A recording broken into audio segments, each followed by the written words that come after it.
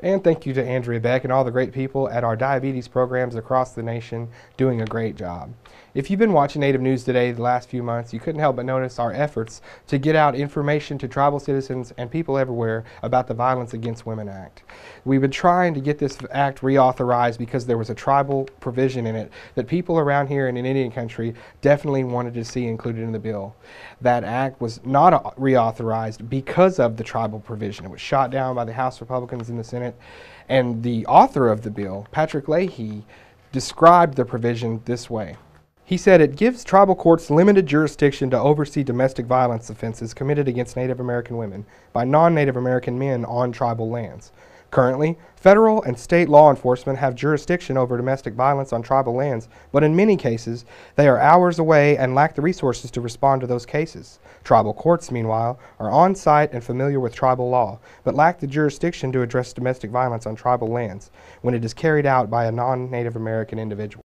And so that provision there is the reason that this is being held up. The Violence Against Women Act is essentially frozen because the House Republicans cannot let that go through with that tribal provision in it. And a lot of the reasoning behind these efforts from them is some misconceptions and really misguidance on how tribal courts actually work.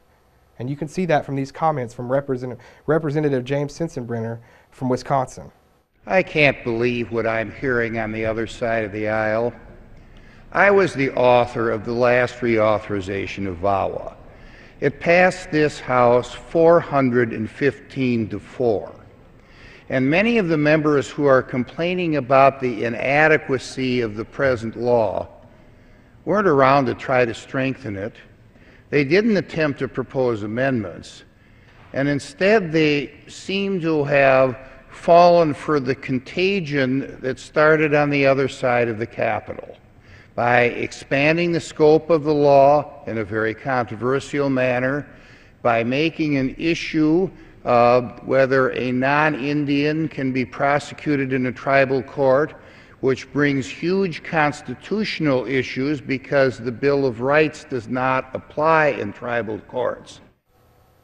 And as you can see there from those comments, a lot of misconception out there on some people's parts about actually how tribal courts, how tribal jurisdiction works, and really a lot of false information. And because of that, we needed to phone in an expert and have her join us in the studio. And folks out there, Sarah Deer, a tireless advocate on this struggle, really victims' rights, women's rights. Sarah Deer joining us from William Mitchell College of Law, where she's an assistant professor.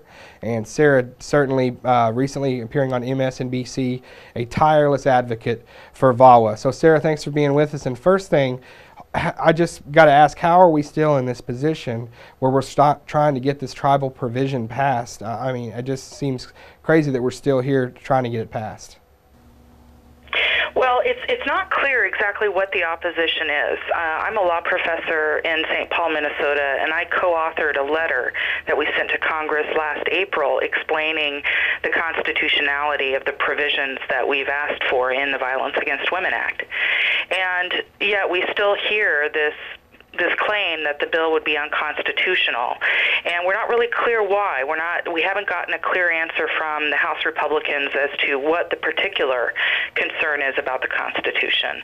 But as I see it, it does provide protections as afforded under the United States Constitution.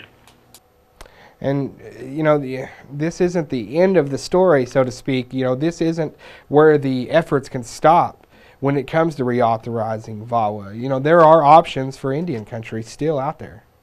Sure. We definitely have options moving forward. I mean, the bill had died in the 2012 congressional year, but it's going to be reintroduced probably within the next week. I know that Senator Leahy has already said this will be the first bill he brings forward. So the question will be, how do we educate our representatives about tribal courts? Because I think the real opposition to the Violence Against Women Act tribal provisions is really based in just a misunderstanding of what tribal courts are and how they operate. So it's going to be really important that Native people contact Congress, contact their representatives, and explain to them that this protection is needed for Native women, and be able to answer questions that might come up about the constitutionality of how tribal courts protect constitutional rights. Because I think if we can get that education out there, I think that we can win this one. So I think within the next few months, we're going to see a big change when we start educating those folks, and I'm really optimistic. You know, another thing to ask is, where really is this opposition even coming from? Can you explain at all sort of such great hesitancy to let tribes be sovereign? Right. Well, I think, for instance, one of the biggest opposers to this fix is a congressman from the state of Virginia, right, where there's no tribes in the state of Virginia. Yes. So he doesn't have firsthand experience of working with tribal courts or understanding tribal courts. So the education piece is huge. But, the interesting thing to me is there are, often allegations that the state courts and the federal courts have violated the rights of individuals, right, that they've they have denied somebody a right to a fair trial. But we don't take jurisdiction away from them as a result of that. We don't say to the state court, your conviction here was unconstitutional, so now you can't prosecute anyone. Right? But that's kind of the double standard that's been used against tribal courts is, maybe there is a tribal court out there that hasn't done a perfect job at prosecuting, but we take jurisdiction away. We don't allow tribes to assert jurisdiction. And it's a double standard. But I think tribes can do a great job at protecting rights. In fact, I think tribes, in some cases, might do a better job of protecting civil rights than state or federal courts, just because we have an experience with oppression and we have experience with unfairness in the courts. So we can do a better job, and maybe we can be a model. But until we get the power to do so, it's going to be hard to prove that.